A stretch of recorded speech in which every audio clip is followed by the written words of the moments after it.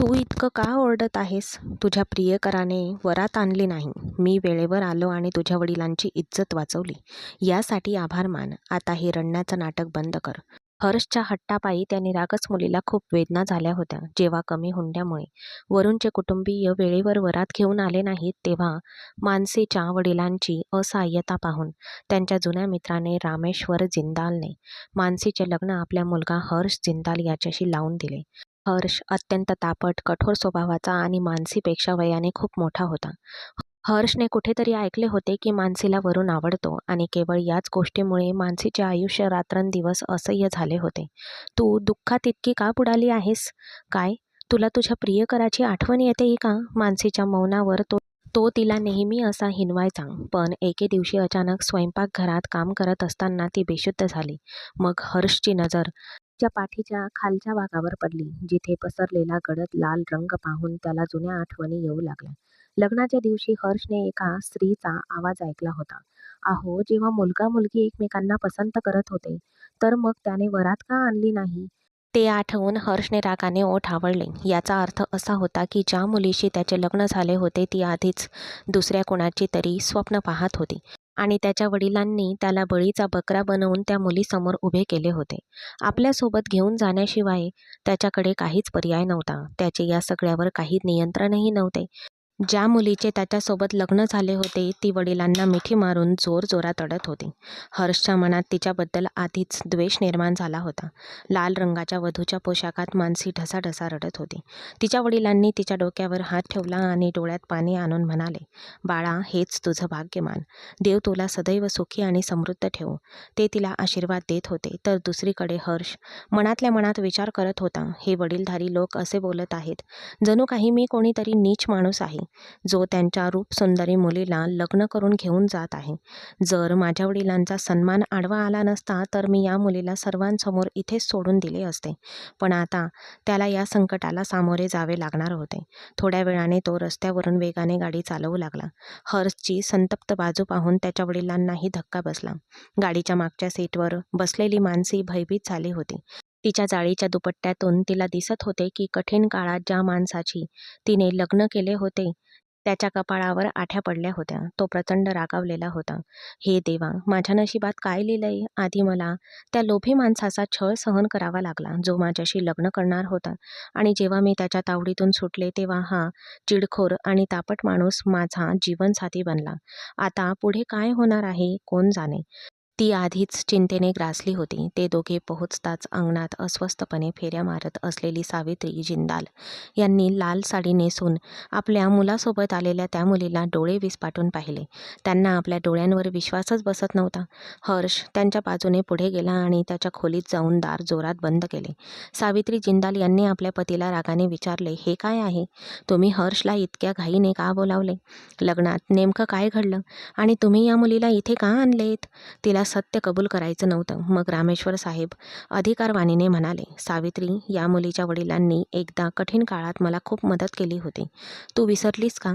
आज जेव्हा ते संकटात होते तेव्हा मी माझे कर्तव्य बजावले. त्यामुळे माझ्याशी वाद घालण्याची गरज नाही. या मुलीसाठी खाण्यापिण्याची व्यवस्था कर आणि तिला हर्षच्या खोलीत सोडून ये. ती या घराची सून आहे. जणू काही त्याने एकच खळबळ उडवून दिली होती. सावित्री जिंदाल संतापाने लालबुंद झाल्या होत्या. माझी सून? तुमचं डोकं फिरलंय का? माझा एकुलता एक मुलगा, ज्याच्या लग्नासाठी मी कितीतरी स्वप्न पाहिली होती, एका भव्य वरातीची कल्पना केली होती, आणि तुम्ही गुपचूप हे लग्न लावून दिलत आणि मुलीला माझ्या डोक्यावर बसायला आणलत. मी तुम्हाला सांगितलं होतं हे सगळं परिस्थितीमुळे घडलं. तुला जास्त प्रश्न विचारण्याची गरज नाही, सावित्री. तू मानसीला सून म्हणून स्वीकारलं पाहिजेस आणि तुझ्या संतापलेल्या मुलाला समजावून सांग की ही मुलगी आता त्याची बायको आहे. तो कठोरपणे म्हणत आपल्या खोलीत गेला. त्याच्या मागे सावित्री जिंदालने मानसीचा हात घट्ट पकडला आणि कुजबुजली, तू या घरात एक नको असलेली पत्नी आणि सून म्हणून आली आहेस. पण लक्षात ठेव, या घरात तुला काहीही स्थान नाही. तुझ्या वडिलांनी या साध्या माणसाला नक्कीच ब्लॅकमेल केले असेल. मी त्यांना आधीच सांगितले होते की आपल्या जुन्या गरीब मित्राशी जास्त जवळीक साधण्याची गरजच नाही. पण त्यांनी माझे ऐकले नाही. तसेही हर्ष माझाच मुलगा आहे. बघ, तो लवकरच तुला या घरातून हकलून देईल आणि तुझे हे नाते तोडून टाकेल. ती हे अत्यंत निर्दयीपणे बोलत होती. मानसीचा जीव कासावीस झाला. तिच्यासमोर उभी असलेली स्त्री पहिल्यांदाच आणि पहिल्याच दिवशी तिचे असे स्वागत करेल इतकी निर्दयी असेल याची तिने कधी कल्पनाही केली नव्हती. त्या क्षणी तिने मोलकर्णीला मोठ्याने हाक मारली आणि मानसीच्या काळजाचा ठोका चुकला. तिने मोलकर्णीला मानसीला हर्षच्या खोलीत घेऊन जाण्याचा आदेश दिला. आता मानसीची प्रकृती अधिकच खालावली होती. खोलीत शिरताच तिला तीव्र घुसमट जाणवली. हर्ष डोळ्यावर हात ठेवून पलंगावर पडून होता आणि कशाचा तरी विचार करत होता. तो प्रचंड संतापलेला होता. त्या क्षणी त्याला खोलीत कोणाची तरी उपस्थिती जाणवली. त्याने डोळ्यांवरून हात काढले आणि त्याची नजर थेट कोपऱ्यात नवरीसारखा पोशाख घालून घाबरलेली उभी असलेली मानसीवर पडली. मानसीबद्दलच्या द्वेषाने त्याचे हृदय उफाळून आले आणि राग उफाळून येत होता. पण मग अचानक त्याच्या मनात एक धूर्त आणि चालाख विचार आला. जर एखादी गोष्ट विनाकारण मिळाली असेल तर तिचा फायदा का घेऊ नये, असा विचार करून तो मानसीच्या अगदी जवळ गेला. अगं, तू किती सुंदर दिसत आहेस. मला आश्चर्य वाटतं की लग्नाच्या रात्रीसाठी तू स्वतःला कसं सजवलं असशील. मी ऐकलं की तू तुझ्या होणाऱ्या नवऱ्यासोबत खूप प्रेम करत होतीस. म्हणजे बायकासुद्धा तुम्ही दोघे एकमेकांना किती आवडत होते याबद्दल उत्साहाने बोलत होत्या. मानसी, त्याने किती मागण्या केल्या असतील की तू कसे कपडे घालावेत, कसे अत्तर लावावा, स्वतःला कशा प्रकारे सजवावं जेणेकरून तो या रात्री तुझ्यावर पूर्णपणे वर्चस्व गाजवू शकेल आणि आपल्या इच्छा पूर्ण करू शकेल. हर्षला स्वतः याची जाणीव नव्हती की त्याचे शब्द किती कठोर आणि नीच होते. सांग ना, तू गप्प का आहेस? तू त्याच्यासाठी किती छान तयार झाली आहेस, नाही का? आणि हे जे कपडे घातले आहेस हे सुद्धा नक्कीच त्याच्याच पसंतीचे असणार. मानसीला वाटले की जमीन दुभंगून जावी आणि ती त्यात नाहीशी व्हावी. मग जेव्हा वरात आली नाही तेव्हा तुला खूप वाईट वाटले असेल. तुझ्या सगळ्या इच्छा भंगल्या असतील. पण असो, तुझ्या वडिलांनी पुन्हा एकदा तुझी इच्छा पूर्ण केली आहे, तुला माझ्या हाती सोपवून. असं लग्न कुठे असतं का? पण ऐक, मी इतका भोळा आणि साधा नाही की माझ्या बायकोवरील माझे हक्क सोडून देईल. म्हणून जा आणि तो जड लग्नाचा पोशाख काढ आणि एक हलका नाईट ड्रेस घाल. तुला असं पाहून माझ्याही इच्छा जागृत झाल्या आहेत. तो तिच्याजवळ उभा राहिला आणि अगदी स्पष्टपणे बोलला. मानसीचा चेहरा फिका पडला होता आणि तिची बोलण्याची अवस्था नव्हती. तो काय म्हणत आहे हे समजून घेण्याचा प्रयत्न करत ती पुतळ्यासारखी नुसतीच उभी होती. तेवढ्यात हर्षने रागाने तिला ड्रेसिंग रूमकडे ढकलले. मी काय म्हणतोय हे तुला ऐकू येत नाही का? पटकन तयार हो, मी सांगतो तसं कर. इथे जो काही प्रकार घडला त्यानंतर मी सर्वांसमोर माझ्या वडिलांच्या प्रतिष्ठेचा अपमान होऊ देऊ शकत नव्हतो. पण याचा अर्थ असा नाही की दुसऱ्याने सोडून दिलेल्या मुलीला मी माझी जीवनसाथी म्हणून स्वीकारेन. मी दुसऱ्याच्या ग्लासातून पाणीसुद्धा पित नाही आणि तरीही मी स्वतःवर एवढं मोठं संकट ओढून घेतलंय. मला लाज वाटायला हवी. तिच्याकडे द्वेषाने पाहत तो स्वतःला दोष देत होता. मानसी ड्रेसिंग रूममध्ये गेली आणि जोरजोरात रडू लागली. जर हा माणूस माझा इतका द्वेष करत होता तर त्याने लग्नासाठी माझा हात का धरला? आणि आता माझ्या मनात काय चालले आहे याचा विचारही न करता तो आपल्या इच्छा पूर्ण करण्याच्या इतक्या घाईत आहे. जेव्हा वरात मुलीच्या दारातून परत फिरते तेव्हा ती जिवंत प्रेत बनते. तिच्या कुटुंबावर काय प्रसंग ओढवले असतील, पण या सगळ्याची कल्पना फक्त एक संवेदनशील व्यक्तीलाच करू शकते. हर्ष एक भावनाशून्य आणि चिडखोर माणूस होता जो तिच्यापेक्षा वयाने खूप मोठा वाटत होता. तो पुन्हा रागवेल या भीतीने तिने पटकन आपले दागिने, लेहंगा आणि बांगड्या काढल्या. खोलीतून बाहेर पडली. खोलीत अंधार होता. फक्त एक मंद निळा प्रकाश जळत होता. घाबरून ती पलंगाच्या एका कोपऱ्यात आडवी झाली. एका क्षणात तिने स्वतःला ओले केले, पण जसे तिने पाहिले त्याने सर्व पडदे बाजूला केले. पण मानसीच्या कपड्यांचा लाल रंग पाहताच हर्ष जिंदालच्या कपाळावर आठ्या पडल्या. त्याचा घसा पुन्हा एकदा कडू झाला. तो रागाने म्हणाला, अगं, असं दिसतंय की तुझ्या होणाऱ्या नवऱ्याला तू हाच लाल रंग निवडावा असा खूप आग्रह होता. तू त्याचे आवडते कपडे घातले आहेस, नाही का? त्याला ती रात्र छान घालवता यावी म्हणून तू हाच रंग घालावा असा त्याने नक्कीच आग्रह धरला असेल. पण मला काही कळत नाहीये, तू त्याच्यासाठी इतके छान कपडे घातले असताना तो वरातीत कसा आला नाही? नक्कीच काहीतरी गडबड आहे. लग्नाआधीच त्याला खुश करण्यासाठी तू सगळं काही केलंस का? जणू काही मानसीच्या संपूर्ण शरीरातून वीज गेली. ती रडली आणि म्हणाली, जणू काही मानसीच्या संपूर्ण शरीरातून विजेचा धक्का गेल्यासारखं तिला वाटलं. रडत रडत ती म्हणाली, तुम्ही काय घाणेरड्या गोष्टी बोलत आहात? जर तुम्ही माझ्याबद्दल असा विचार करत असाल तर मला एकटं सोडा. मला स्पर्श करू नका. पण माझ्या चारित्र्यावर झालेला साधा अपमानही मी सहन करणार नाही. हे ऐकून हर्षने तिला हाताला धरून जोरात हलवले. त्याच्या अचानक आलेल्या आक्रमणाने घाबरून ती किंचाळली, मला एकटं सोडा. तू एवढं का ओरडतेस? तुझ्या प्रियकराने वरात आणली नाही. मी तुझ्या वडिलांची इज्जत वाचवली, यासाठी तू कृतज्ञ राहा. आता हे रडण्याचं नाटक बंद कर. हर्षच्या वेडेपणामुळे आणि तीव्रतेमुळे ती निरागस मुलगी खूप वेदनेत होती. तिच्या डोळ्यातून अश्रू वाहत होते. तिचे अश्रू पाहून हर्षला मनात एक विचित्र समाधान वाटले. जर तुझा तो होणारा नवरा माझ्या जागी असता तर तू आनंदाने सर्व काही केले असते. पण आता तू मुद्दाम रडण्याचं नाटक करत आहेस का? हर्षने तिचे केस पकडले आणि वेदनेने तिचा चेहरा फिका पडला. लग्नाच्या तणावामुळे तिने गेल्या 2 दिवसांपासून अन्नाचा एक कणही खाल्ला नव्हता. अचानक ती बेशुद्ध पडली. आत्तापर्यंत रागाच्या भरात आंधळा झालेला हर्ष मानसीचे निश्चल, निर्जीव शरीर पाहून थक्क झाला. ती बेशुद्ध झाली होती. हर्ष उठून तिच्या चेहऱ्यावर हात फिरवला. तेव्हा त्याला धक्काच बसला. मानसीला प्रचंड ताप होता. अडचणी आणि मानसिक तणावाने तिला पार खचवून टाकले होते. पण हर्षला अजूनही वाटत होते की हा निव्वळ एक खेळ आहे. त्याने तिला हलवून जागे केले. प्रेतासारखी पडून काय करत आहेस? मुद्दामून नाटक करत आहेस का? पाणी. तिच्या कोरड्या ओठातून एक क्षीण विनवणी बाहेर पडली. हर्ष काही क्षण तिच्या निरागसतेकडे पाहत राहिला. मग तो म्हणाला, तुला पाणी हवंय का? मी तुला देईन, पण फक्त तेव्हाच जेव्हा माझा राग आणि वासना शांत होतील. कळतंय का? जोपर्यंत मी शांत होत नाही तोपर्यंत तुला पाणी इतक्या सहज मिळणार नाही. आता डोळे उघड. तुला काय वाटतं, जर तू डोळे मिटून थरथरण्याचं नाटक केलंस तर मी तुला जाऊ देईन? अजिबात नाही. तू खूप हुशार मुलगी आहेस, हे मला माहीत आहे. आता फक्त शांतपणे माझ्या बाजूला झोप. जर जर तू पुन्हा कधी असं नाटक केलंस तर माझ्यापेक्षा वाईट अवस्था तुझी कोणीही करणार नाही. तो हे कठोर शब्दात बोलला, पण मानसीमध्ये जे काही थोडेफार ध्येय उरले होते ते आधीच नाहीसे झाले होते. ती पलंगावर अर्धमेली पडली होती. तिची अवस्था पाहून हर्षच्या मनात थोडी दया आली. तो लगेच तिच्यापासून दूर झाला. जेव्हा त्याने चादरीकडे पाहिले तेव्हा त्यावर लाल डाग होते. हे स्पष्ट होते की मानसी या घरात पूर्णपणे पवित्र आणि निष्कलंक आली होती. हे पाहून हर्षला आतून एक विचित्र दिलासा आणि आनंद वाटला. मानसीचे ओठ पूर्णपणे कोरडे पडले होते. हर्ष पाण्याचा ग्लास घेऊन तिच्याकडे आला आणि तिची मान किंचित वर उचलून म्हणाला, हे घे, पाणी पी. तू फक्त यामुळे जवळजवळ मरत होतीस. त्याने जबरदस्तीने ग्लास तिच्या तोंडाला लावला. जणू काही पाणी घशात उतरताच मानसीला जोरदार खोकला आला आणि तिला शुद्ध आली. तिचे संपूर्ण शरीर वेदनेने व्याकुळ झाले होते, पण डोळ्यातून अश्रू वाहत असूनही ती त्या क्रूर माणसाकडे तक्रार करू शकली नाही. ती रात्र तिच्यासाठी अत्यंत क्लेशदायक होती. हर्षची लग्न झाल्यावर मानसीच्या अडचणी अधिकच वाढल्या.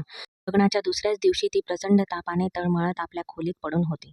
सावित्री जिंदाल खोलीत आल्या आणि कठोरपणे म्हणाल्या, राजकुमारी, उठा, अंथरुणातून बाहेर या. तुमचे आई वडील बाहेर आले आहेत आणि तुम्हाला त्यांची काळजी घ्यावी लागेल. इथे कोणी नोकर नाहीत.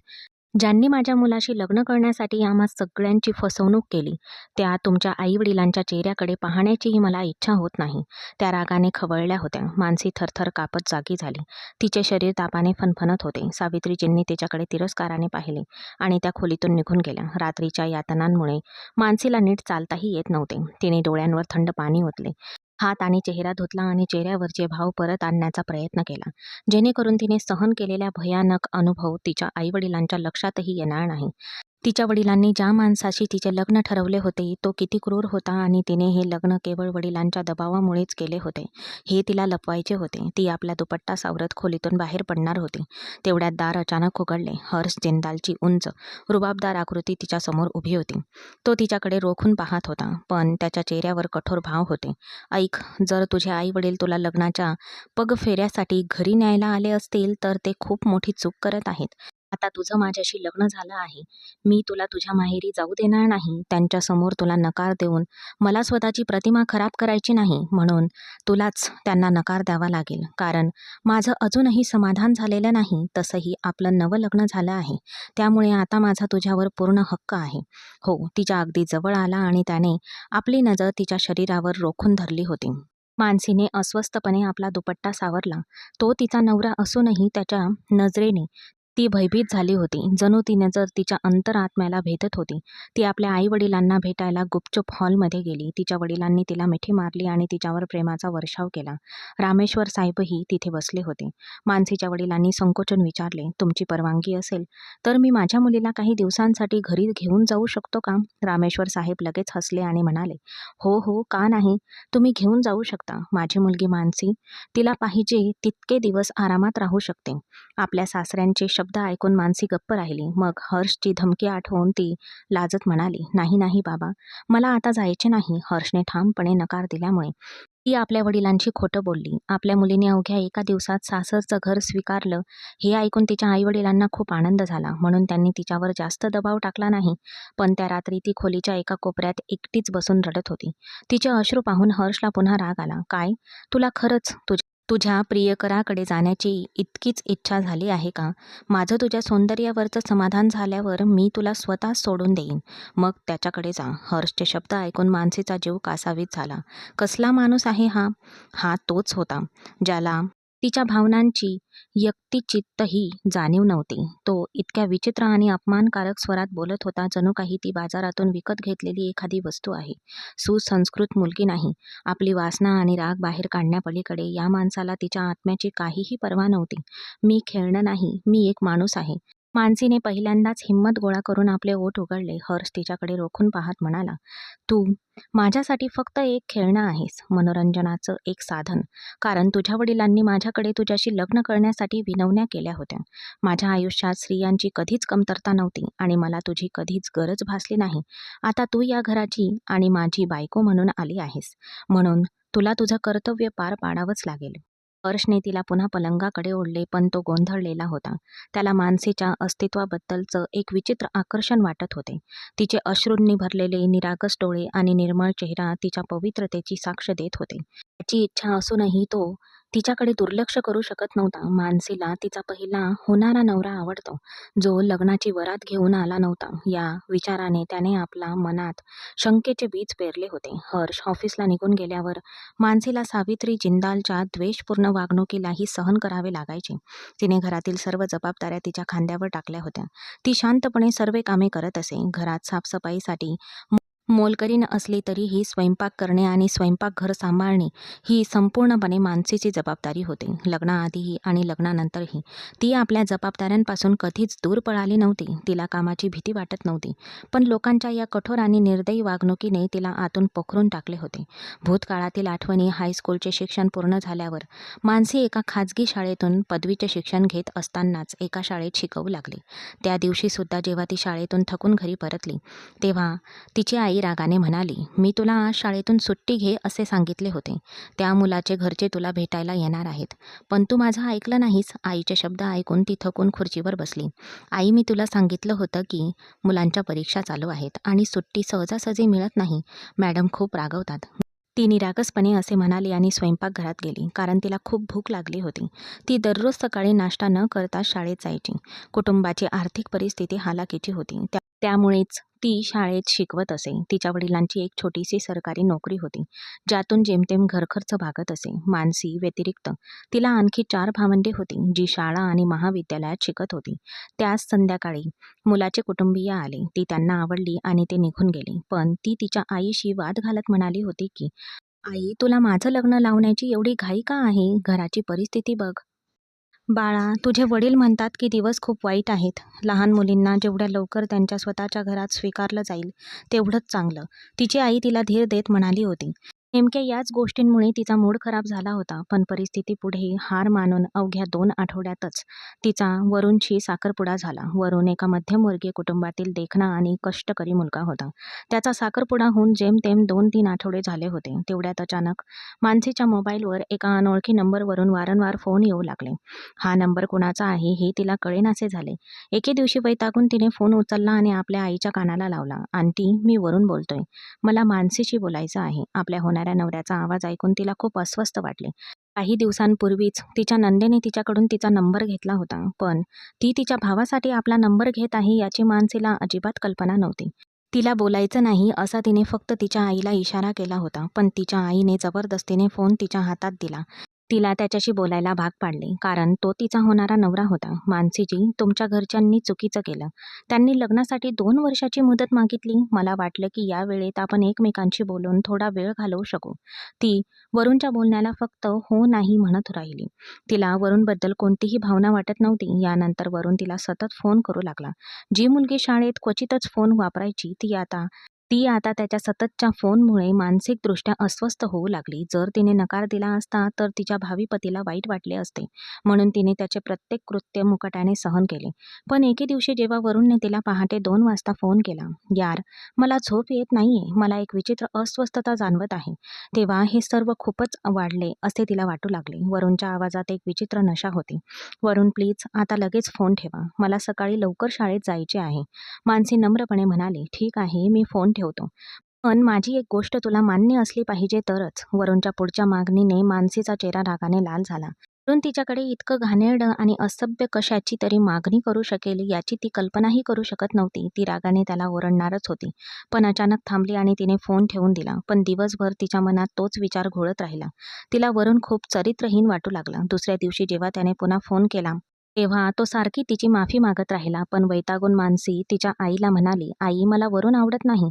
तुम्ही माझं लग्न चुकीच्या व्यक्तीशी ठरवलं आहे." आई तिच्याकडे रागाने बघत म्हणाली, "ते खूप चांगले लोक आहेत.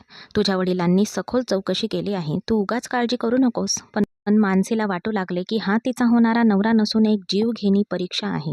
तो सतत तिच्याकडून अयोग्य मागण्या करत असे आणि मानसी नकार देत असे.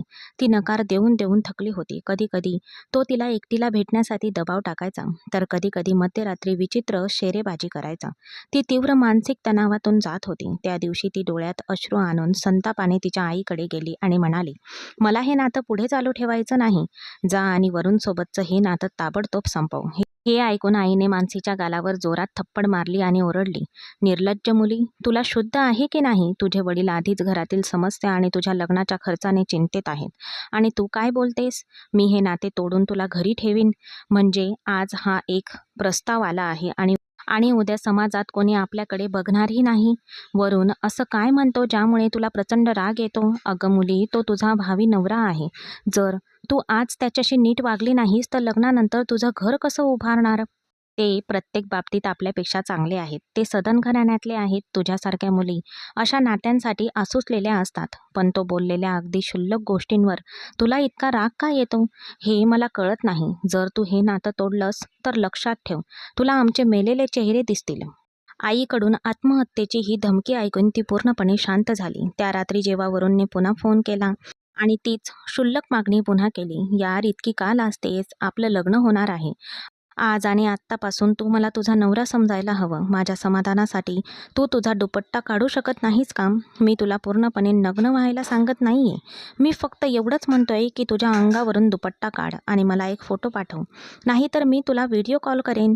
त्याची चिंता पाहून मानसीच्या डोळ्यातून अश्रू ओघळले. तिला असं काहीही करायचं नव्हतं. ती हताशपणे खोटं बोलली आणि म्हणाली, "इथे नेटवर्कचा खूप प्रॉब्लेम आहे. मला तुमचा आवाज ऐकू येत नाहीये." आणि तिने कॉल कट केला. ती रात्रभर रडत राहिली. गरीब कुटुंबातील 25 वर्षाच्या मुलीसाठी लग्नासाठी मुलगा शोधणे आणि ते टिकवणे इतके त्रासदायक का असते? कदाचित यामागचं सर्वात मोठं कारण हे असावं की मुलाचा खरा स्वभाव दिसल्यावरही पालक आपल्या मुलींना पाठिंबा देत नाहीत. उलट समाजाच्या भीतीपोटी ते स्वतःच संयम बाळगतात आणि जर हे नातं आपल्या हातातून निसटलं तर आपल्या मुलीशी कोण लग्न करेल? असं म्हणत आपल्या मुलींना घुसमटणारं आयुष्य जगण्याचा सल्ला देतात. या द्विधा मनस्थितीत 1 वर्ष लोटले. जेव्हा वरुणच्या आईची तब्येत खूपच खालावल्यामुळे त्याच्या कुटुंबियांनी अचानक तातडीने लग्न लावून देण्याचा निर्णय घेतला. मानसी इतक्या लवकरच लग्नासाठी तयार नव्हती. तिला कोणत्याही परिस्थितीत या पेचातून बाहेर पडायचे होते. पण तिचे रडणे ऐकायला कोणीही नव्हते. तिचे आई-वडील तर फक्त तिचे लग्न लावून देण्याच्या घाईत होते. मग वरुणसोबतच्या तिच्या लग्नाचा दिवस उजाडला. तिची काहीच तयारी नव्हती. तिच्या डोळ्यातून अश्रूंच्या धारा वाहत होत्या. पण अचानक लग्नाच्या ठिकाणी एका आर्थिक व्यवहारावरून मानसीचे वडील आणि वरुणचे वडील यांच्यात जोरदार वाद झाला. वरुणच्या कुटुंबियांनी लग्नाची वरात आणि लग्न पुढे चालू ठेवण्यास स्पष्टपणे नकार दिला. असो, गेल्या काही दिवसांपासून फोनवर वरुणच्या वागण्यात खूपच बदल झाला होता. तो अनेकदा विचारायचा, "माझी आई विचारत होती की तुझे आई-वडील हुंडा म्हणून काय देत आहेत?" यावर मानसी म्हणायची, "वरुण, माझे आई-वडील गरीब आहेत. मला त्यांच्यावर ओझे टाकायचे नाही. त्यांना जे काही लागेल ते मी लग्नानंतर काम करून, पैसे कमवून त्यांना विकत घेऊन देईन. पण मी जास्त हुंडा आणणार नाही." तसंही तो विषय पुन्हा मूळ मुद्द्यावर आणायचा. "ठीक आहे. आमच्या घरी याआधी जेव्हा जेव्हा लग्न झाले आहेत तेव्हा मुलीच्या माहेरच्या लोकांनी जावयाला गाडी भेट दिली आहे. आता तुझ्या वडिलांची एक सामान्य नोकरी आहे आणि तू सुद्धा तुझ्या शाळेतल्या कामातून फक्त 5,000 ते 10,000 रुपये कमावतेस. त्यामुळे तुम्ही लोक मला किमान एक मोटरसायकल तरी देऊ शकता, बरोबर ना? हे ऐकून मानसीला धक्काच बसला. तू काय म्हणत आहेस? पण वरून लगेच हसला. अरे नाही नाही, मी फक्त मस्करी करत होतो. मी काही मागण्या करतोय असं मुळीच समजू नकोस. मला फक्त हे जाणून घ्यायचं होतं की तुम्ही तुमच्या जावयासाठी नक्कीच काहीतरी मोठं सरप्राईज ठेवलं असेल, कारण मी या घरातला सर्वात मोठा जावई आहे. त्याच्या या शब्दांनी मानसीवरचा ताण आणखीनच वाढला. मंडपामागे नवरीच्या वेशात बसलेल्या मानसीची धाकटी बहीण दीक्षा तिच्याकडे धावत आली. दीदी, वरूनच्या घरच्यांनी वरात आणायला आणि लग्न करायला नकार दिला आहे. बाबा बाहेर बसून जोरजोरात रडत आहेत. काय झालंय मला कळत नाही. दीक्षा बोलत असताना मानसीच्या चेहऱ्यावर कोणताही भाव नव्हता. तिच्या चेहऱ्यावर पापण्यांची उघडझाप होत नव्हती. जणू काही ती एक रोबोटच होती. तिच्या हृदयात आनंद आणि दुःखाचा लवलेशही नव्हता. वरून सारख्या नीच माणसाचे शब्द सहन करणे तिला असह्य होते. तिच्यासाठी ते एका पर्वतासारखं होतं आणि मग त्याच्यासोबत संपूर्ण आयुष्य घालवणं, लग्नाची वरात थांबणे हे तिच्यासाठी एक प्रकारचे स्वातंत्र्य होते. पण थोड्या वेळाने दीक्षा आणि तिची आई खोलीत आल्या आणि तिला म्हणाल्या, मानसी, तुझं लग्न तुझ्या वडिलांचे जुने मित्र रामेश्वर जिंदाल यांच्या मुलाशी होत आहे. एवढ्या प्रतिष्ठित घराण्यात लग्न होत आहे. माझी मुलगी खूप भाग्यवान आहे. त्यांचा मुलगा तुझ्याशी लग्न करण्यासाठी लग्नाच्या ठिकाणी आला आहे. माझी मुलगी आज अभिमानाने सासरला जाईल, तिची आई आनंदाने म्हणाली. तर मानसी आश्चर्याने तिच्याकडे पाहत राहिली. दरम्यान लग्नाच्या ठिकाणी नवरदेव हर्ष जिंदाल हताश आणि संतप्त आणि द्वेषपूर्ण चेहऱ्याने उभा होता आणि त्याच्या चेहऱ्यावर राग स्पष्टपणे दिसत होता. हर्ष जिंदाल एका अत्यंत श्रीमंत वडिलांचा एकुलता एक मुलगा होता. शहरात त्यांच्या मालकीचे 3 कारखाने होते, जे सर्व रामेश्वर साहेबांनी आपल्या अथक परिश्रमाने उभारले होते. आता ते 3 कारखाने हर्षच्या नावावर होते. तो अत्यंत आकर्षक आणि देखणा होता आणि वयाच्या 30शीतही तो अविवाहित होता. जेव्हा जेव्हा त्याचे आई वडील लग्नाचा विषय काढायचे तेव्हा तो स्पष्टपणे नकार द्यायचा. विद्यापीठाच्या दिवसांमध्ये तो एका मुलीच्या प्रेमात पडला होता आणि त्याचा इतका वाईट विश्वासघात झाला होता की त्याच्या मनात स्त्रियांच्या नावावरचा तिरस्कार निर्माण झाला होता. मग त्या विश्वासघाताचा बदला घेण्यासाठी त्याने अनेक आधुनिक मुलींचा वापर केला. मग त्या त्याच्या कार्यालयात काम करणाऱ्या मुली असोत किंवा क्लबमध्ये भेटलेल्या आधुनिक मुली असोत. तो त्यांच्यासोबत काही दिवस घालवायचा आणि मग निरोप घ्यायचा. लवकरच त्याला प्रत्येकीचा कंटाळा येऊ लागायचा. त्याचा असा विश्वास होता की कोणतीही मुलगी विश्वास ठेवण्याजोगी किंवा लग्न करण्याजोगी नाही. मानसी अचानक त्याच्या आयुष्यात आली होती, पण जेव्हा त्याचा गैरसमज झाला की ती तिच्या पूर्वीच्या प्रियकरावर जीवापाड प्रेम करते आणि त्याच्यासाठी तळमळते, तेव्हा त्याच्या मनात द्वेषाची आग पेटली. रात्री नवरा म्हणून तो तिच्या शरीराचा उपभोग घ्यायचा आणि आपला अधिकार गाजवायचा, पण दिवसा तो आपल्या टोमण्यांनी तिचे आयुष्य असह्य करून टाकायचा. दुसरीकडे होत्या सावित्री जिंदाल, ज्यांना पूर्ण खात्री होती की हर्ष त्या मुलीला कधीही मनापासून स्वीकारणार नाही आणि एक ना एक दिवस तो तिला घरातून हाकलून देईल.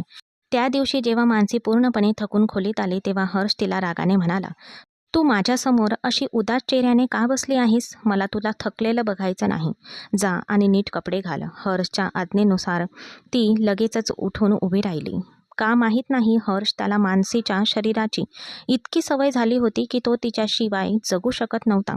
जेव्हा ती फ्रेश होऊन बाथरूममधून बाहेर आली तेव्हा तिचे केस तिच्या खांद्यावर रुळत होते. हर्षने तिच्या डोक्यापासून पायापर्यंत न्याहाळले आणि चिडून म्हणाला, अरे हे काय झालं? प्रत्येक वेळी जेव्हा मी तुला पाहतो तेव्हा तू याच साध्या सूटमध्ये माझ्यासमोर येतेस. मी तुझ्यासाठी 5 आधुनिक नाईट ड्रेसेस विकत घेतली आहेत, जेणेकरून ते तू घालून मला तुझं सौंदर्य दाखवू शकशील. पण तू नेहमी याच जुनाट आणि सभ्य वृत्तीने माझ्यासमोर येतेस. जा, त्यांपैकी तो लाल ड्रेस घाल. मानसी त्याच्या चेहऱ्याकडे एकटक पाहत होती. हर्षलला नकार देण्याचे धाडस तिच्यात नव्हते, कारण ती जवळजवळ घाबरतच त्या पोशाखात गुपचूप त्याच्यासमोर हजर झाली.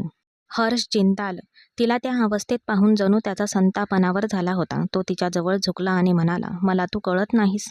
तू पहिल्या दिवसापासून इतकी सुंदर होतीस की माझ्या सानिध्यामुळे तू दररोज अधिक सुंदर होत आहेस. तुझ्या सौंदर्यात मला दररोज एक नवीन चमक दिसते. तो तिच्यावर वर्चस्व गाजवू लागला. तेव्हा मानसीच्या डोळ्यात पाणी दाटून आलेले पाहून तो एकदम थांबला. हे अश्रू कशासाठी? आत्तापर्यंत तुला याची सवय व्हायला पाहिजे होती. तो तिच्या कानात कुजबुजला. मला बरं वाटत नाहीये, ती थरथरत्या आवाजात म्हणाली. हर्षने लगेचच तिच्यापासून स्वतःला दूर केले. तुझी तब्येत कशी आहे?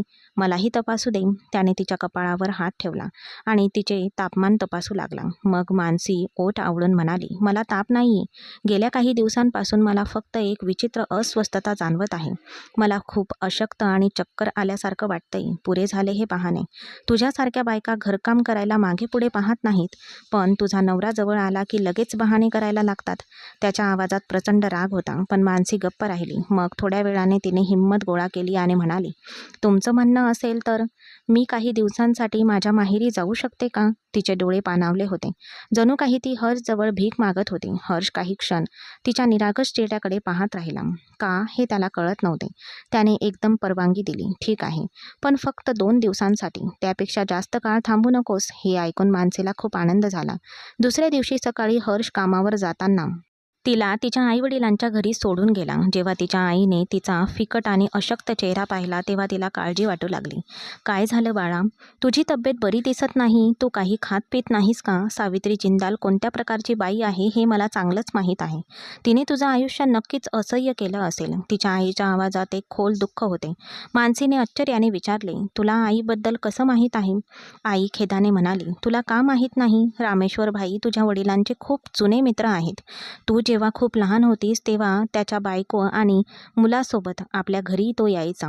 त्यावेळी त्याची आर्थिक परिस्थिती तशी सामान्यच होती, पण तो मोठ्या संकटात होता. मग तुझ्या वडिलांनी त्याला खूप मदत केली. नंतर तो दुसऱ्या शहरात राहायला गेला आणि त्याचं नशीब पालटलं.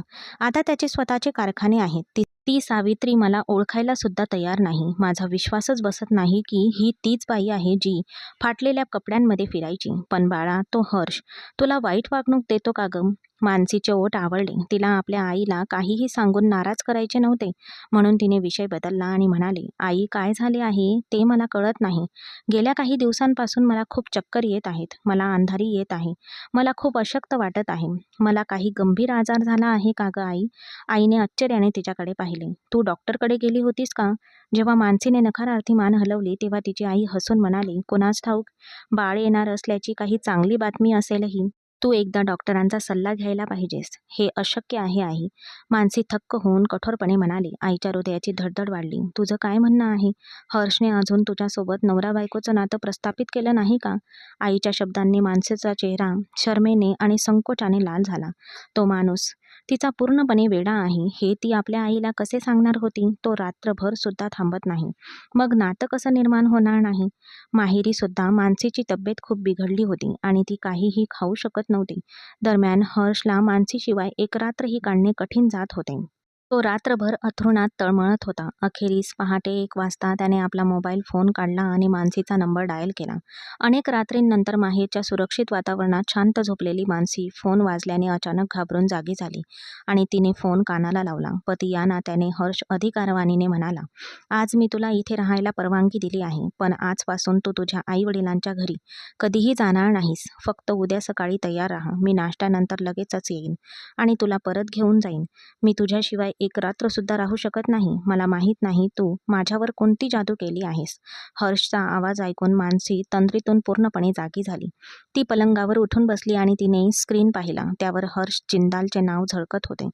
ती क्षणभर थांबली. तुम्ही रात्रीच्या यावेळी फोन करत आहात. सर्व काही ठीक आहे ना? हर्षने उत्तर दिले, काहीच ठीक नाही. आजपासून तू तुझ्या आईवडिलांच्या घरी जाणार नाहीस. बस. ती डोळ्यात पाणी आणून म्हणाली, नाही, मला 2-3 दिवस राहू द्या. तुम्ही आज दुपारीच तर मला सोडून गेलात. बाबा रात्री ड्युटीवरून उशिरा परत आले. मी फक्त थोडा वेळ त्यांच्यासोबत बसून बोलले आहे. माझी तब्येत बरी नव्हती म्हणून मला झोप लागली. बाबांनी तर उद्या माझ्यासाठी ड्युटीवरून सुट्टीसुद्धा घेतली आहे. प्लीज. पण हर्ष तिचं काहीही ऐकायला तयार नव्हता. तो रागाने म्हणाला, ठीक आहे. आता जर तू पुन्हा नकार दिलास तर तिथेच बसून राहा. हे नातं संपवायला मी दोनदा विचारही करणार नाही. तिथेच बसून राहा आणि घटस्फोटाची कागदपत्रं तुझ्यापर्यंत पोहोचतील. हे ऐकून मानसीच्या अंगावर काटा आला. तिचा रक्तदाब अधिकच कमी होता, पण आता तिला भयंकर भीती वाटू लागली. ती निशब्द झाली आणि पुन्हा एकदा उशी छातीशी धरून शून्यात हरवून गेली. तो घरी आला. आपला जावई अचानक समोर आल्याने मानसीच्या आईवडिलांना खूपच आनंद झाला, पण हर्ष अनौपचारिकपणे म्हणाला, "नाही, मला लगेचच परत जावं लागेल. मी खरं तर मानसीला घ्यायला आलो आहे." वडील म्हणाले, "बाळा, तिला अजून 2-3 दिवस राहू दे. लग्नानंतर ती पहिल्यांदाच राहायला आली आहे." पण हर्ष म्हणाला, "नाही, माझीही मजबुरी आहे. ती माझी सगळी कामं सांभाळते. त्यामुळे तिच्याशिवाय माझं काम अडतं." त्याचं प्रेम वाढत आहे आणि ते दोघे एकत्र आनंदी आहेत हे जाणून मानसीच्या आईला खूप आनंद झाला. मग निरोप घेताना आई हर्षला संकोचात म्हणाली, "बाळा, जाण्यापूर्वी मानसीला चांगल्या डॉक्टरकडे तपासून घे. तिला बरं वाटत नाहीये. कदाचित काहीतरी चांगली बातमी मिळेल." ती हसत होती, पण हे ऐकून हर्षचा चेहरा क्रूर आणि गंभीर झाला. त्याने लगेच मानसीला घेतले आणि तो निघून गेला. तो खूप वेगाने गाडी चालवत होता. हर्ष रागाने म्हणाला, "तू तुझ्या आईजवळ काय मूर्खपणाचे बोलून आले आहेस? मुलांचा विचारही करू नकोस. तुझी तब्येत आधीच थोडी बरी नाही, पण मला कळत नाही की बायकांना मुलांचं काय वेड असतं. मला तुझ्यासोबत माझ्या आयुष्याचा पुरेपूर आनंद घ्यायचा आहे. मी तुला इतक्यात गरोदर होऊ देईन असा विचारही करू नकोस. मला मूल नकोच आहेत. मला ते विशेष आवडतही नाही. तुला समजतंय का?" मानसी घाबरून गप्प झाली आणि रडत रडत म्हणाली, "तुम्ही मला का ओरडत आहात? आधी तुम्ही मला माहेरी राहू दिलं नाही आणि आता तुम्ही असे ओरडत आहात जणू काही मी एकटीच बाळाला जन्म द्यायला जबाबदार असेन. हे सगळं देवाच्या इच्छेनेच घडतं." हर्ष तिला थेट एका ज्येष्ठ महिला डॉक्टरांच्या दवाखान्यात घेऊन गेला. मानसी आत घाबरून बसली. जेव्हा डॉक्टरने तिची तपासणी केली तेव्हा त्या अल्ट्रासाऊंड रिपोर्टकडे पाहून हसल्या. मग हर्ष आणि मानसीकडे वळून म्हणाल्या, "अभिनंदन, तुम्ही आई होणार आहात." हे ऐकून मानसीचा उदास चेहऱ्यावर एक सुंदर हास्य पसरले. त्याचवेळी तिला या विचाराने दिलासाही वाटला की निदान आता तरी हर्ष तिच्यावर विश्वास ठेवू शकेन.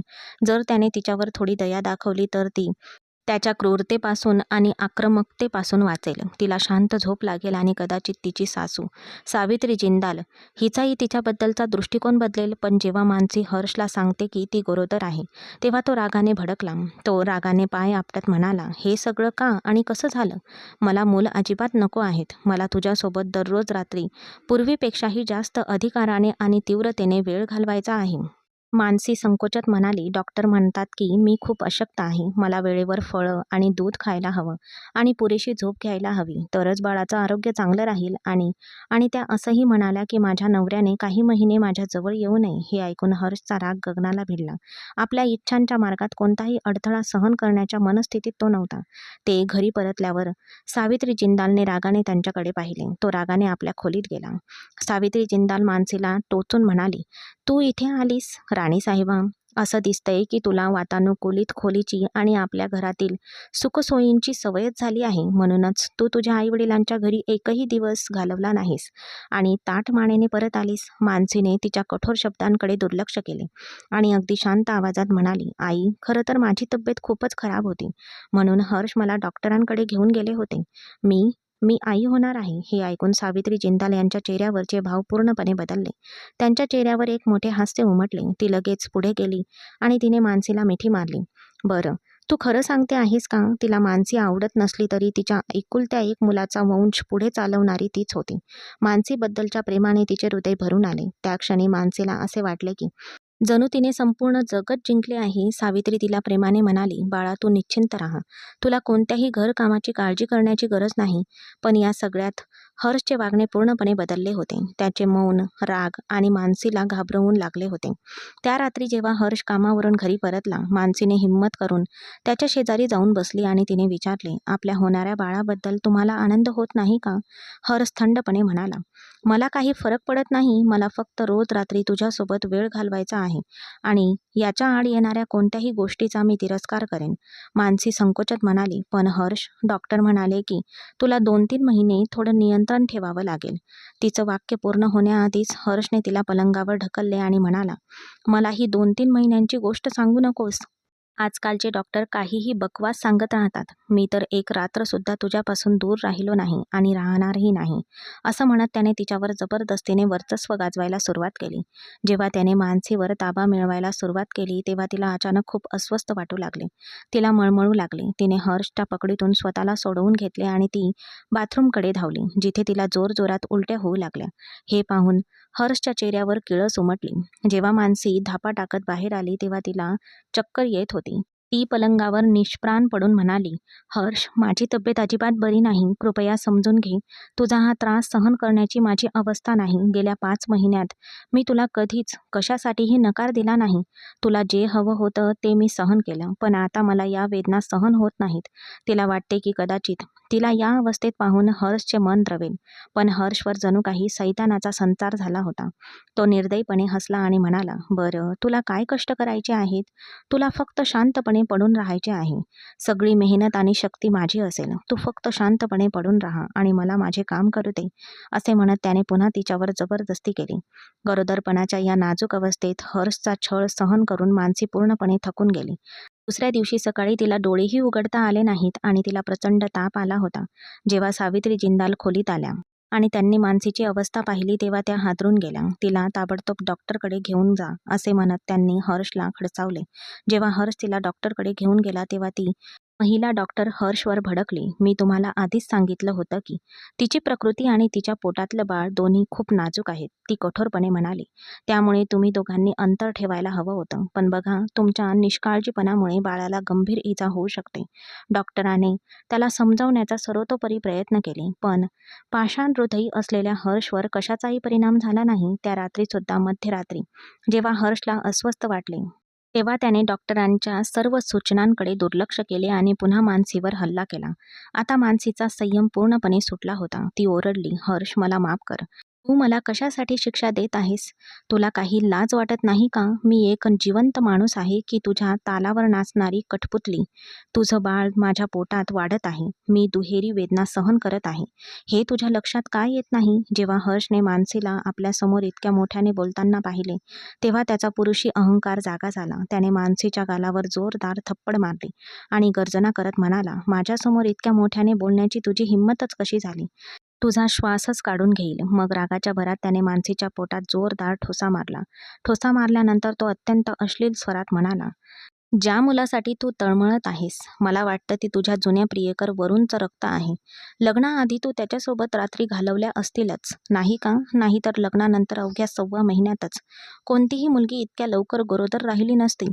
हर्षचा घृणास्पद आरोप ऐकून मानसी पूर्णपणे हादरून गेली. तिच्या पोटावरचा ठोसा इतका जोरदार होता की ती वेदनेने किंचाळली. तिची खालावत चाललेली प्रकृती आणि किंचाळे ऐकून सावित्री जिंदाल धावत खोलीत आल्या. आईला पाहताच हर्षने लगेच विषय बदलला आणि खोटे सांगितले. "आई, ती बाथरूमला जायला उठली होती, पण पाय घसरून इथे पडली." मानसीला तात्काळ रुग्णालयात नेण्यात आले, पण तोपर्यंत उशीर झाला होता. डॉक्टर बाहेर आले आणि जड अंतकरणाने म्हणाले, "आम्ही बाळाला वाचवू शकलो नाही." या भयंकर घटनेनंतर मानसीच्या मनात हर्षबद्दल असलेली भीती आणि द्वेष अधिकच वाढला. तो किती भावनाशून्य आणि क्रूर होता. मानसीला वाटले होते की जरी पद्धत हिंसक असली तरी तो किमान तिच्यावर प्रेम तरी करतो, पण इथे त्याने स्वतःच्याच मुलावर दुसऱ्या कोणाचा तरी शिक्का मारला होता. मानसीने त्याला 100 वेळा समजावून सांगितले असूनही की ती वरुणला कधीही एकटी भेटली नव्हती. तिची तब्येत खालावत असतानाही हर्षने मानसीला फक्त 5 दिवसांची विश्रांती दिली आणि त्यानंतर दर रात्री तिच्यावर आपली इच्छा लादू लागला. यावेळी त्याने तिला कठोरपणे ताकीद दिली, "जर तू पुन्हा गरोदर राहिलीस तर माझ्यापेक्षा वाईट कोणीही असणार नाही. जर तू मला आता बाळाबद्दल सांगितलंस तर मी हे नातं कायमचं तोडून टाकेल." मानसी खूप घाबरली होती. आई होण्यापासून स्वतःला कसे थांबवावे हे तिला कळत नव्हते. दरम्यान गर्भपाताबद्दल कळल्यानंतर सावित्री जिंदालचा तिच्याबद्दलचा दृष्टिकोन पुन्हा पूर्वीसारखा कडवट आणि द्वेषपूर्ण झाला होता. एके दिवशी पूर्णपणे खचलेली मानसी हर्षला न सांगता तिच्या आईला भेटायला गेली. तिने आईला मिठी मारली आणि गेल्या 5 महिन्यातील क्रूरता सांगताना ती ढसाढसा रडली. हर्षने तिला कसे एका यंत्रासारखे वागवले हे सांगताना ती रडली. आपल्या मुलीला असे रडताना पाहून आईने तिचे सांत्वन केले, पण समाजाच्या बंधनात जखडलेल्या त्या आईने अखेरीस खंत व्यक्त करत म्हटले, "बाळा, आजकालची मुलं अशीच असतात. तुला थोडा धीर धरावा लागेल. तुझ्यानंतर तुझ्या 2 लहान बहिणीसुद्धा घरी राहत आहेत. जर तुझं लग्न मोडलं तर समाज त्याचं आयुष्य असह्य करून टाकेल. त्यामुळे तुला तुझ्या त्याच घरात राहावं लागेल. आईकडून हे पारंपरिक आणि असह्य उत्तर ऐकून ती पूर्णपणे खचून गेली आणि थकलेली आणि दमलेली जिंदाल निवासस्थानी परतली. पण घरात पाऊल ठेवताच तिच्या पायाखालची जमीन सरकली. हर्ष ऑफिसहून आधीच घरी परतला होता आणि मानसी त्यांना न कळवता माहेरी गेली आहे असा दावा करून सावित्रीने त्याला आधीच चिथावले होते. मानसी खोलीत शिरताच हर्षने त्याच्या आईसमोर तिच्या गालावर जोरदार थप्पड मारली. तो ओरडला, निर्लज्ज मुलगी, कुठे गेली होतीस? तुझ्या जुन्या प्रियकर वरुणला भेटायला गेली असशील, नाही का? तो काय म्हणत होता? त्याच्याकडे का गेली होतीस? मी तुझ्या गरजा पूर्ण करू शकत नाही का? मी रोज रात्री 2-3 वेळा तुझ्यासोबत वेळ घालवतो, तरीही तुझ्या आत ही कोणती आग जळत आहे जी विझतच नाही? मानसी हात जोडून त्याच्यासमोर गुडघे टेकून रडत होती. हर्षबद्दल तिच्या मनात उरलेला थोडासा आदरही पूर्णपणे नाहीसा झाला होता. ती रडत म्हणाली, देवासाठी सांगते, माझ्याशी असं वागू नका. तुम्हाला काय झालं आहे? मी फक्त माझ्या आजारी आईला भेटायला गेले होते. माझा कोणीही प्रियकर नाही. पण तिच्या रडण्याचा हर्षवर काहीच परिणाम झाला नाही. थोड्याच काळात मानसी पुन्हा गरोदर राहिली. जेव्हा तिची पाळी वेळेवर आली नाही तेव्हा तिच्या ते लक्षात आले. पण यावेळी तिने ही गोष्ट हर्षपासून पूर्णपणे लपवून ठेवली. ती पूर्वीपेक्षाही जास्त अशक्त झाली होती आणि तिच्या डोळ्याखाली काळी वर्तुळे झाली होती. जेव्हा तिचा 4था महिना सुरू झाला आणि तिचे पोट हळूहळू पुढे येऊ लागले तेव्हा हर्षला संशय आला. एके दिवशी त्याने मानसीला पकडले, तिला भिंतीला टेकवले आणि म्हणाला, तुझं पोट का पुढे आलंय? तू माझ्यापासून काही लपवत आहेस का? सांग ना, तू पुन्हा गरोदर आहेस का? मानसी भीतीने थरथर कापू लागली आणि रडत म्हणाली, हो, मी पुन्हा आई होणार आहे. हे ऐकून हर्षचा राग गगनाला भिडला. तर तर तू माझ्याशी खोटं बोललीस. मी तुझ्यासाठी आणलेली आणि मला ही दुर्दैवी बातमी पुन्हा ऐकायला लागू नये म्हणून दर महिन्याला घ्यायला सांगितलेली गोळी तू घेतलेली नाहीस. तू आत्ताच्या आत्ता माझ्यासोबत डॉक्टरकडे ये आणि हा खेळ इथेच संपव. त्याने तिला जवळजवळ ओढतच खोलीबाहेर नेले. पुढे जिना होता. मानसी त्याच्या तावडीतून स्वतःला सोडवण्यासाठी धडपडू लागली. मला सोडून द्या. एकदा तुझ्या हातून माझ्या बाळाचा अंत झाला आहे, पण मी असे पाप पुन्हा घडू देणार नाही. ती स्वतःला पूर्ण ताकदीने सोडवण्याचा प्रयत्न करत असताना हर्षने रागाने तिला सोडून दिले. या झटापटीत जिन्यावर मानसीचा पाय घसरला आणि ती जमिनीवर कोसळली. तिच्या डोक्याला गंभीर दुखापत झाली होती आणि तिच्या रक्ताने जमीन लाल झाली. ते भयानक दृश्य पाहून सावित्री जिंदाल किंचाळल्या आणि सर्वांनी तिला तात्काळ रुग्णालयात नेले. हर्षला ही भयंकर चूक लक्षात आली आणि तो खूप घाबरला. रुग्णालयात पोहोचल्यावर डॉक्टर बाहेर आले आणि म्हणाले, अरे रे, आम्ही यावेळीही तुमच्या बाळाला वाचवू शकलो नाही. जेव्हा मानसीच्या आईवडिलांना याबद्दल कळले तेव्हा तेही रुग्णालयाकडे धावले. आपल्या मुलीची अर्धमेली अवस्था पाहून मानसीचे वडील सतीश शर्मा रामेश्वर जिंदाल यांच्यासमोर उभे राहिले आणि विचारले, माझ्या मुलीला काय झाले आहे? ती अशा अवस्थेत रुग्णालयात का येत राहते? रामेश्वर जिंदाल यांनी सतीश शर्मा यांच्यासमोर हात जोडून रडत म्हटले, मला माफ कर माझ्या भावा. मी तुझ्या मुलीची जबाबदारी घेतली होती, पण ती पूर्ण करू शकलो नाही. माझा मुलगा तिला मिळायला हवा असलेला आदर आणि संरक्षण देऊ शकला नाही. ते दोघे मित्र एकमेकांचे हात धरून रडले. जेव्हा मानसीला शुद्ध आली तेव्हा ती खूप घाबरली होती. रडत रडत ती फक्त एकच गोष्ट पुन्हा पुन्हा म्हणत होती, हर्षने माझ्या बाळाला पुन्हा एकदा मारले आहे. तो क्रूर माणूस मला फक्त त्याच्या वासनेची वस्तू समजतो. तिच्या मनात हर्षबद्दल इतका द्वेष भरला होता की बरी झाल्यावर तिने जिंदाल निवासला जाण्यास स्पष्टपणे नकार दिला. ती तिच्या माहेरी परतली. त्या दिवसात मानसी तीव्र मानसिक नैराश्याने ग्रस्त होती. तिच्या आईवडिलांनाही आपल्या असह्यतेमुळे रडू आले आणि त्यांनी तिची माफी मागितली. समाजाच्या भीतीने आम्ही हा घाईचा निर्णय घ्यायला नको होता.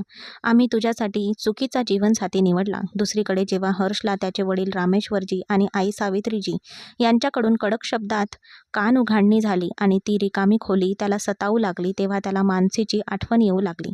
पहिल्यांदाच त्याला मानसीचे महत्त्व जाणवले. तो आपल्या आईवडिलांची विनवणी करू लागला, माझ्यासोबत या, मी मानसीला परत आणेन.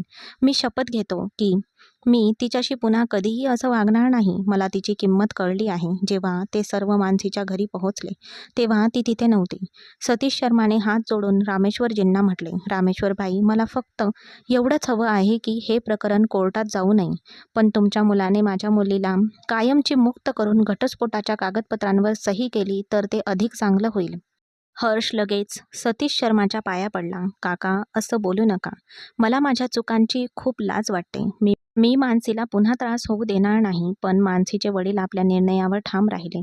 हर्ष मानसीला एकदा तरी भेटू देण्यासाठी विनवणी करत राहिला. पण मानसीने मनातूनही स्पष्ट केले होते की तिला हर्ष जिंदाल सोबत कोणतेही नाते नको आहे. जर ती आजसुद्धा कमजोर झाली तर हर्ष भविष्यात तिला कायमची मिटवून टाकेल.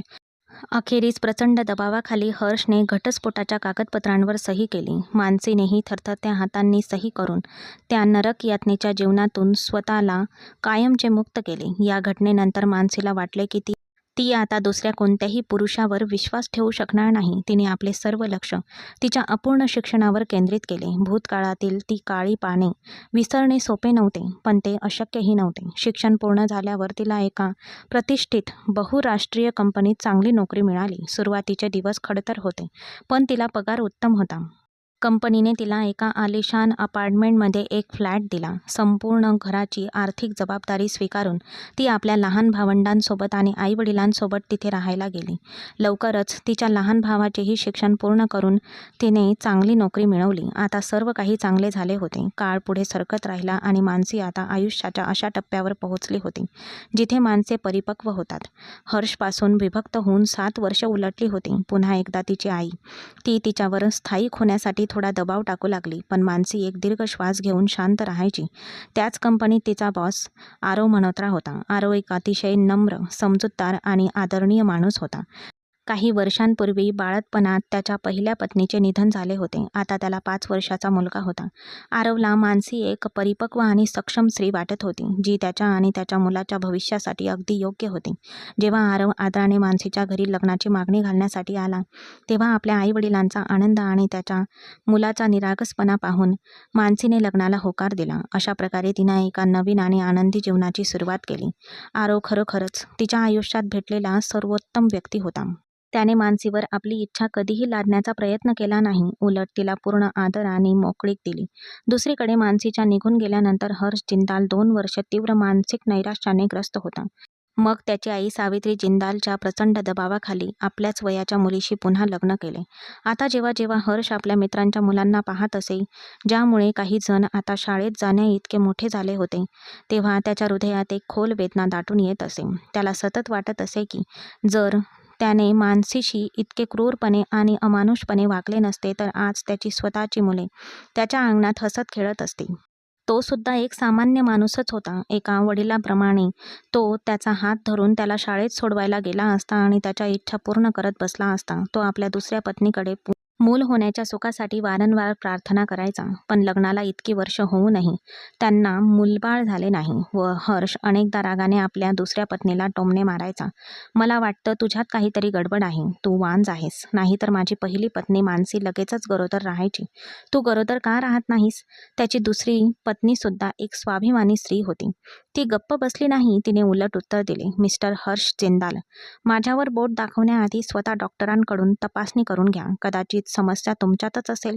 त्या दोघांमधील रोजच्या भांडणांना कंटाळून ते शहरातील एका मोठ्या स्त्रीरोग तज्ज्ञांकडे गेले आणि त्यांनी हर्षच्या आवश्यक तपासण्या करून घेतल्या. तेव्हा त्या चाचण्या अहवालाने त्याला पूर्णपणे हादरवून सोडले. अहवालात स्पष्टपणे नमूद केले होते की भूतकाळातील तणाव, नैराश्य आणि काही शारीरिक स्थितींमुळे हर्ष जिंदाल आता मुलाला जन्म देण्यास सक्षम नव्हता. तो पूर्णपणे निसंतान होण्याच्या मार्गावर होता. ही बातमी हर्षला विजेच्या धक्क्यासारखी लागली. जेव्हा त्याच्या दुसऱ्या पत्नीला हे कळले, तेव्हा तिनेही त्याच्या हिंसक आणि क्रूर स्वभावामुळे त्याच्याशी संबंध तोडले आणि आपले आयुष्य बाजूला सारले. आता हर्ष जिंदाल पूर्णपणे एकटा पडला होता. त्या ओसाड आणि निर्जन घरात बसून त्याला सतत मानसीच्या निरागस चेहऱ्याची आठवण यायची आणि तो विचार करायचा की त्याने स्वतःच्या हातांनी स्वतःचे सुख नष्ट केले आहे. या विचारात तो रमून जायचा. पण आता वेळ निघून गेली होती आणि त्याच्या हाती आयुष्यभराच्या पश्चातापाशिवाय काहीही उरलेले नव्हते. नाती वेळेतच सावरायला हवीत. वेळ निघून गेल्यावर आपल्या हातात फक्त पश्चाताप उरतो. नातं पुन्हा पहिल्यासारखं होत नाही आणि कधीकधी बऱ्याच गोष्टी हातातून निघून जातात.